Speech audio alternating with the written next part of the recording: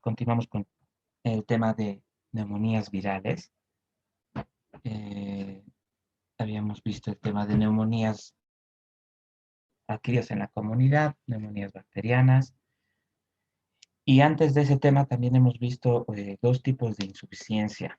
Como en algún momento les dije, lo más importante es durante este año que ustedes tengan un conocimiento exacto y un conocimiento amplio de lo que son las insuficiencias. Entonces, ahora vamos a continuar con la parte de las neumonías virales. Para hacer un breve recuerdo, en particular estamos viendo la neumonía viral por SARS-CoV-2. Algunos aspectos que son importantes eran las definiciones, ¿no?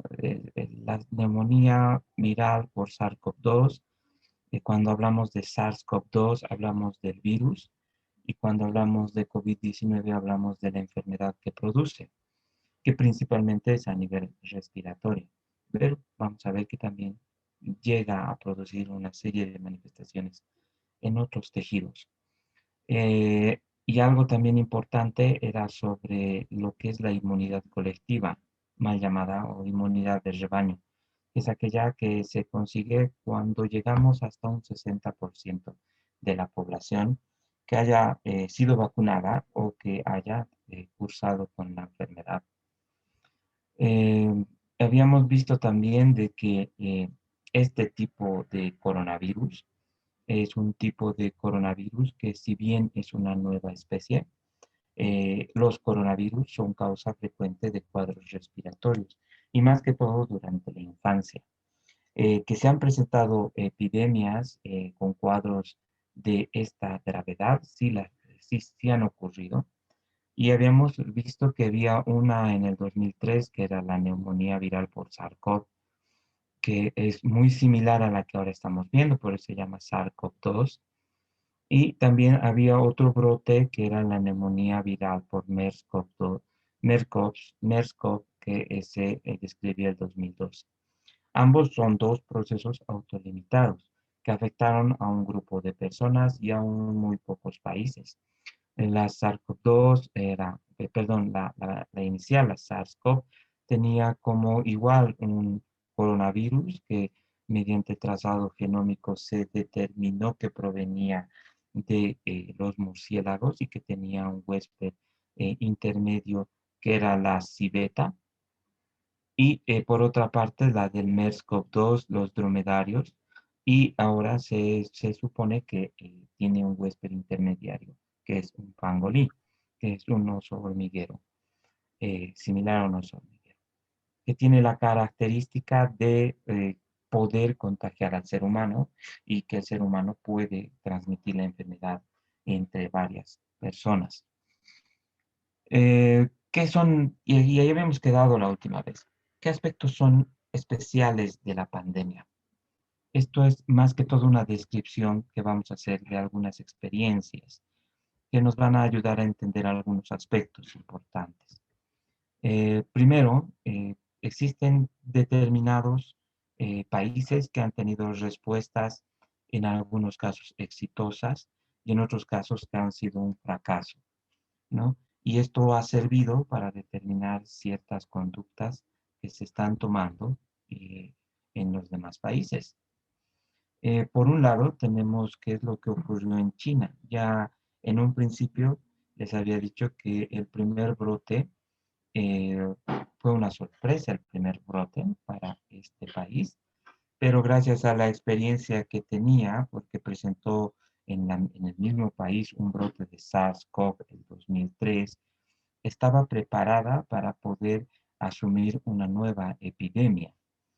Este primer brote que ha empezado en la provincia de Hubei, en Wuhan, y que luego se ha extendido a nivel nacional, ha tenido una respuesta en la cual en las primeras 3 semanas se ha podido lograr identificar al virus y además tomar conductas que eran muy importantes, como el encierro de más de 50 millones de personas que habitan en Wuhan y las provincias circundantes, una cuarentena rígida y estrictas medidas para que trataban de frenar la epidemia que hasta ese momento se presentaba como un virus altamente contagioso.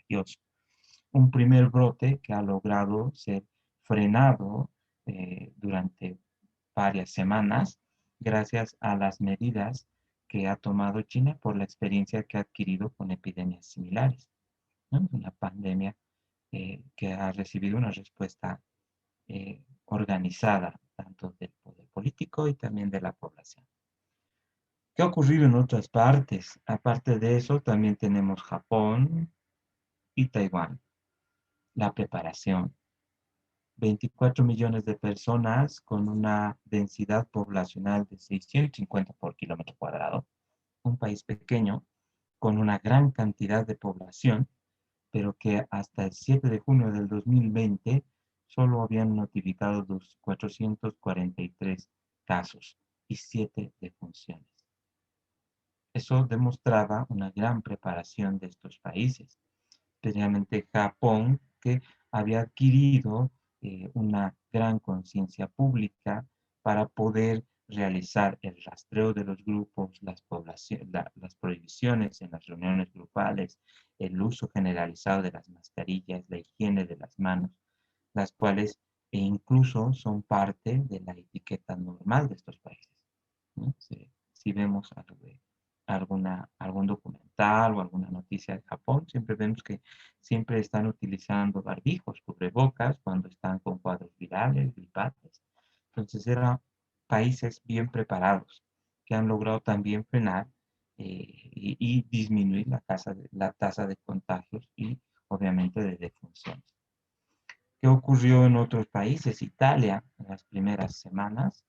En Italia lo que se ha demostrado es una falta de preparación, ¿no? El primer país europeo que ha sido afectado por la pandemia, aunque la primera vez que se declaró el primer caso clínico fue el 20 de febrero, por la intensidad del brote que ha sufrido, por el número de pacientes, el colapso de los centros de salud, sugiere que el virus ha estado circulando durante muchas semanas más antes en este país, ¿no? Entonces, posiblemente la Organización Mundial de la Salud refiere que desde el 1 de enero hubiera estado circulando el coronavirus, confundido con cuadros de influencia que se iban registrando en esta misma época en este país. Será un país que fácilmente no ha tomado medidas y conductas oportunas. Eh, Otras características, la negación a la preparación. El Reino Unido, Inglaterra, Estados Unidos, Brasil, si recuerdan, fueron los países que en un principio se negaban a poder prestar atención y mantener una preparación organizada para enfrentar a la pandemia.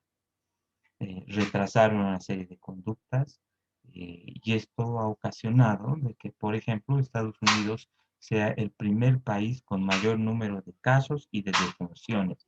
Y en segundo lugar, Brasil, por la negación a la preparación que han presentado, por conductas políticas, económicas que han presentado estos países. ¿Qué es lo que ha ocurrido en Francia? Una preparación logística adecuada. En Francia ha existido algo que era algo para resaltar. Tenían los primeros casos el 21 de marzo y han tenido la capacidad de aumentar las camas de terapia intensiva de 1.400 a 2.000 camas. Una gran respuesta. Pero más aún, en los 2 años antes de iniciar la pandemia, estaban preparados para simulacros de ataques terroristas y habían probado trenes de alta velocidad con la capacidad de poder evacuar posibles heridos de actos terroristas. Esto ha facilitado la evacuación de los pacientes. Y si recuerdan las noticias, este país ha podido evacuar a sus pacientes donde tenían una alta tasa de contagio y los han llevado a regiones menos comprometidas para que puedan recibir atención médica en unidades de cuidados intensivos. Entonces, esto ha sido un éxito logístico.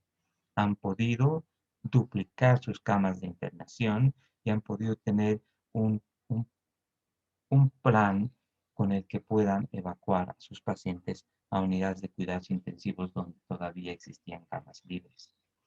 Entonces, es algo importante. Eh, qué otras circunstancias han ocurrido?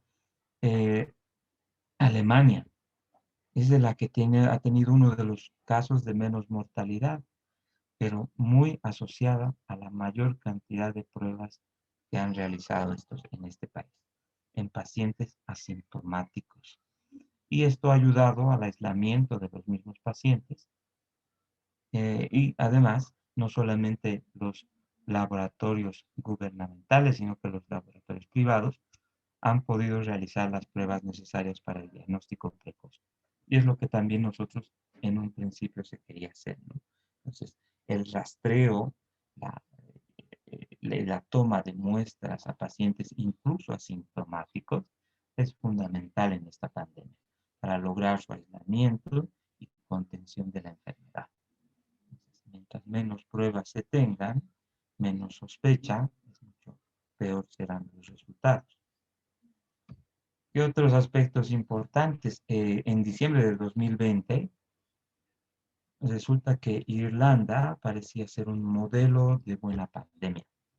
Era un país con muy pocos casos clínicos, un país pequeño de 5 millones de habitantes, y tenía pocos casos clínicos. De repente, para las fiestas navideñas y en el mes de enero, registraron 50,000 nuevos casos en una sola semana, siendo el país donde la propagación fue más rápida en todo el mundo, relacionada con una nueva variante. Ya había aquí la variante inglesa, que se disemina más rápidamente, pero más que todo por la falta de medidas de distanciamiento, por las reuniones familiares, las reuniones masivas, que han ocasionado que en el mes de diciembre al mes de enero, este país, en el cual estaba bien contenida la pandemia, de repente tenga una gran cantidad de nuevos casos y seguramente mayor porcentaje de fallecidos, mayor tiempo, mayor uso de camas de terapia intensiva. Entonces, los eventos que aglomeran gente no son la conducta adecuada, ¿no? Son situaciones que van a facilitar la diseminación del cuadro viral. La inmunidad de grupo. Y yo recuerdo, también a principios de enero, febrero, se decía que algunos países decidieron, eh, al, al saber que el cuadro viral en un gran porcentaje de los pacientes no era grave, decidieron poder continuar con la pandemia y proseguir con las infecciones grupales, como en Suecia, el cual no ha tenido conductas estrictas en la pandemia. No existía un distanciamiento individual, las medidas de protección personal no eran tan estrictas, eh, y ellos trataban de conseguir la inmunidad grupal, esa inmunidad de rebaño que vemos. Y de repente esto no les ha resultado. El hecho de querer contagiarnos todos con la finalidad de que luego tengamos inmunidad y protejamos al resto de la población, nunca va a ser la respuesta, ¿no? Una inmunidad colectiva es una idea del pasado, como dicen esto. Es una herramienta, se tienen herramientas mejores para mitigar la pandemia y dentro de ellas está la vacunación. Este país eventualmente ha tenido mayor tasa de mortalidad en pacientes ancianos, en hogares de ancianos y en grupos migrantes, ¿no? Y era un país que trató de causar una infección grupal y producir una inmunidad grupal para poder resguardar los aspectos económicos. Al final, simplemente igual han tenido los mismos cambios económicos que todos los países hemos sufrido, ¿no? No ha tenido ningún beneficio en tratar de que su población se contagie y de que produzcan una inmunidad grupal rápida. Y lo que vivimos para finalizar en Latinoamérica, ¿no? Es un comienzo tardío y de repente resulta ser en el que el mayor impacto ha tenido. El 26 de febrero se ha reportado en Brasil el primer caso, y ya para el mes de abril del 2020 todos los países habían informado de al menos un caso. Y de repente en los primeros meses del 2020, a las pocas semanas, ya teníamos una gran tasa de contagio. Y ya para septiembre del 2020, el 8% de la población mundial que está en Sudamérica, en Latinoamérica, que es un porcentaje pequeño, ya tenía más de una cuarta parte de los casos confirmados de pacientes con COVID-19 y casi un tercio de todos los muertos. Entonces, hemos empezado tarde, hemos empezado peor. A pesar que no tenemos tanta población, hemos logrado llegar a los primeros puestos. Entonces, son medidas que son importantes, ¿no? A tomar en cuenta. ¿Cuáles son los aspectos virológicos del coronavirus? La familia Coronaviridae tiene dos tipos de subfamilias, el Coronavirinae y el Torovirinae. Es difícil de pronunciar. Son virus ARN de cadena positiva, de características esféricas, y esto es muy importante, tienen un tamaño de 60 a 200 nanómetros. Eso es muy importante, el tamaño, que de por sí también va a estar muy relacionado el tamaño con el peso del virus. A mayor tamaño, mayor peso. Eso es fundamental para este tipo de cuadros virales. Morfológicamente es idéntica a una esfera con pequeñas prolongaciones que se asemejan a una corona real. Es por eso que se llama coronavirus, ¿no? Parecería que fuera una corona que está en esta estructura esférica. Tiene múltiples proteínas, pero de las cuales la más importante es esta proteína, la proteína S. Estas proyecciones de la superficie, primero, son altamente inmunogénicas, lo que significa que producen la respuesta de anticuerpos neutralizantes. Esto ocasiona y además estas proteínas S son las que ocasionan la interacción entre el virus y las células que van a ser sus receptores. Es como una llave para el ingreso de los virus a las células de nuestro organismo y principalmente a las células del tejido pulmonar. Pero además también es la que estamos utilizando en las vacunas para la respuesta de anticuerpos neutralizantes, la proteína S de este cuadro, de este virus. Hemos dicho que actúa como si fuera una llave.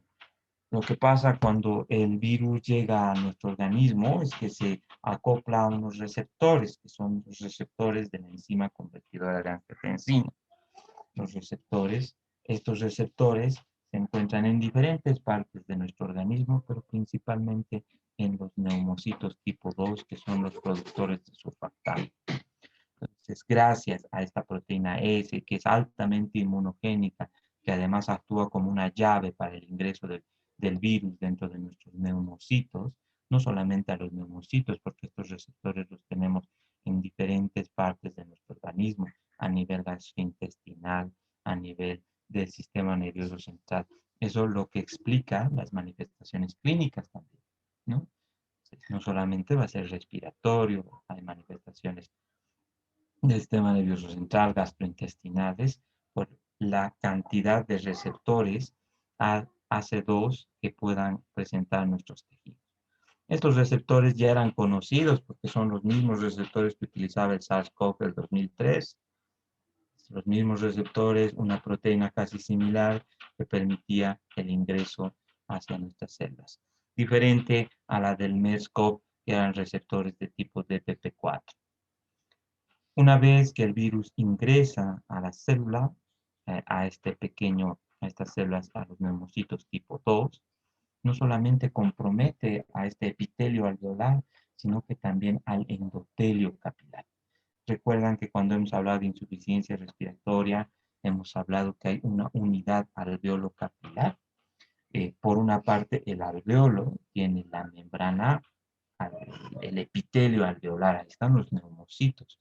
Y por otra parte, el capilar pulmonar está recubierto de endotelio capilar. Tenemos epitelio y endotelio, neumocitos tipo 2 y células endoteliales. Entonces, estos virus no solamente afectan a los neumocitos, sino también al endotelio, a las células endoteliales de los capilares pulmonares, en donde producen una serie de daño inflamatorio y además protrombótico. Inflamatorio y protrombótico.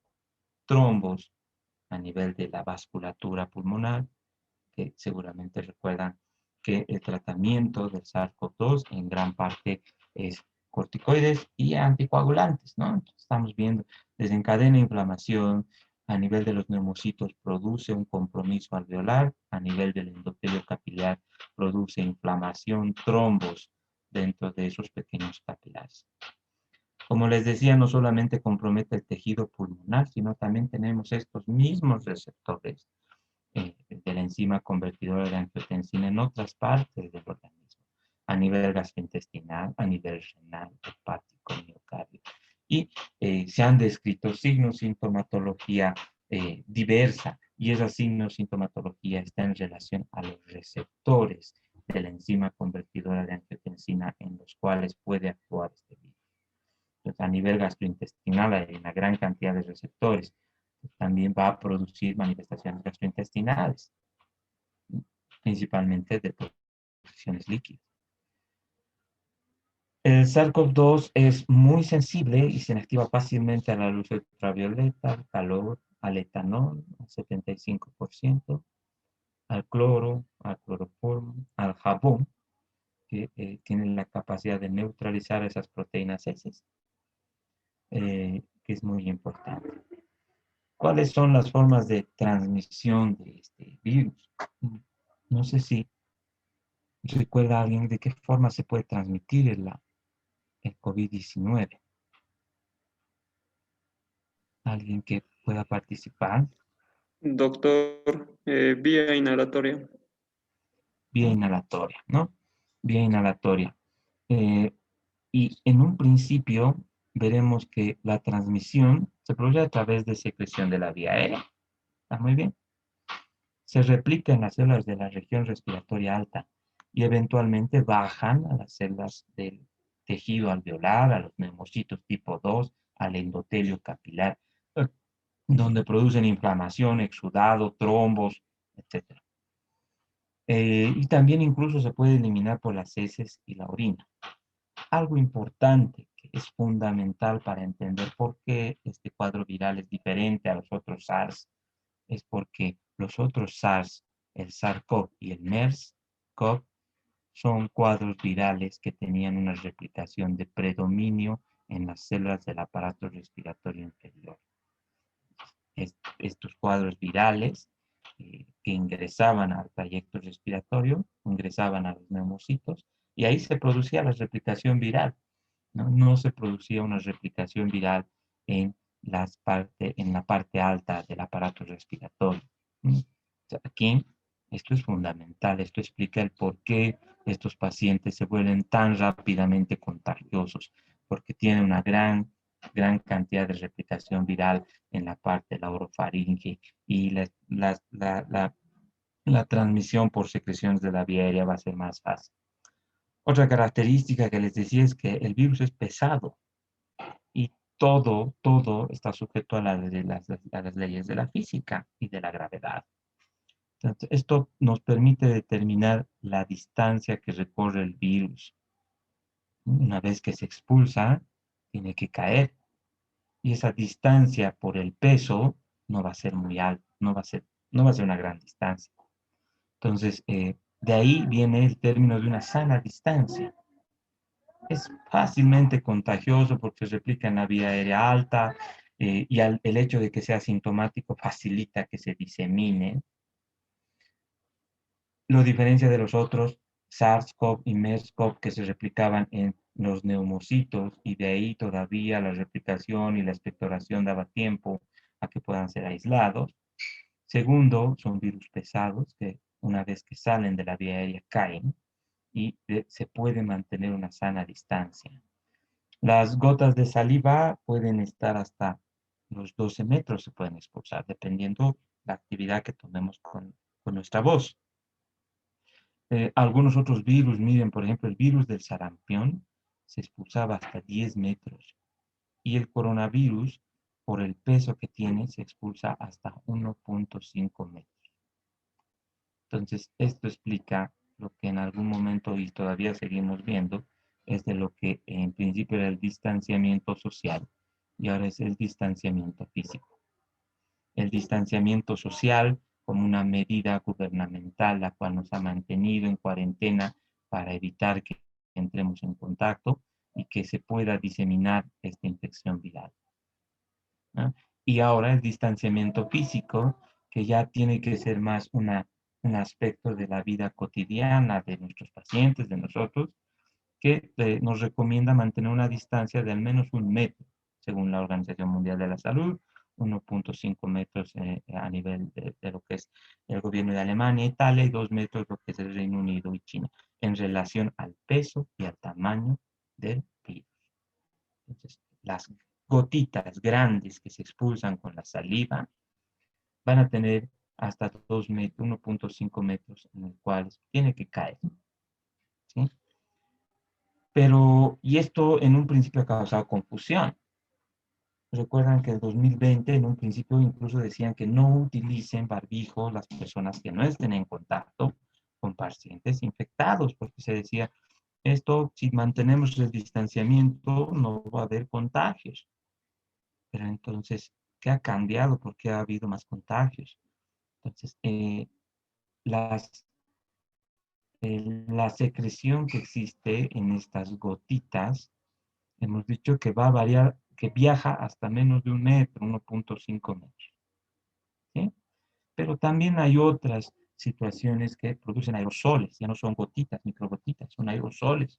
Y estos aerosoles, como por ejemplo el estornudar, el gritar, el cantar, nos van a dar un trayecto mayor, más de 1 metro, y puede permanecer en el aire, y esto ocasiona que las personas, aunque estén alejados de este paciente, sean susceptibles a la infección por SARS-CoV-2. Macrogotitas, 1,5 metros, aerosoles, barbijo. Y luego teníamos, también nos han dicho que la mano, porque estas gotitas caen a las superficies, y si caen a las superficies yo puedo tocar, y al tocar hago un contacto directo a mis mucosas conjuntivas y yo me infecto, ¿no? Entonces, esto también va a ser una forma de transmisión. Entonces, ¿cuál resulta ser la forma en la cual se transmite el virus? Principalmente es a través de una transmisión respiratoria, es la transmisión dominante. La transmisión vertical de la mamá al hijo es rara, no se ha descrito, hasta donde yo sé. Eh, Segundo, el contacto directo en superficies donde han caído las gotitas o a través de fómites, son utensilios que haya utilizado un paciente infectado, objetos inanimados, simplemente es una presunción, pero es probable que sea un modo de transmisión inusual. Entonces, no es la forma de transmisión fundamental del coronavirus. Entonces, sí hay macrogotitas, caen en superficie, y en superficies va a variar dependiendo del tipo de superficie, dependiendo de las condiciones a las que es sometido. Y de ahí, teóricamente, podemos nosotros adquirirlo con las manos, llevarlo a la boca, a las mucosas, a las conjuntivas. Es por eso del lavado de manos es fundamental. Pero esto es teórico. Lo que es importante es que se transmite por vía aérea y debemos mantener una sana distancia para evitar las gotas. No tenemos que evitar, por eso utilizar protectores faciales para evitar las gotas, las macrogotas. Y si produce aerosoles, debemos utilizar barbijos, porque sabemos que a más de 2 metros, lo que sí me va a causar la infección son los aerosoles que se liberan en el ambiente por situaciones como estornudar, toser, gritar, cantar, cuando un paciente esté infectado. Aunque el virus solo se aísla en la saliva, también lo hace en las heces. Les decía en la sangre, pero no hay casos notificados de que pueda transmitirse por esta vía, ¿no?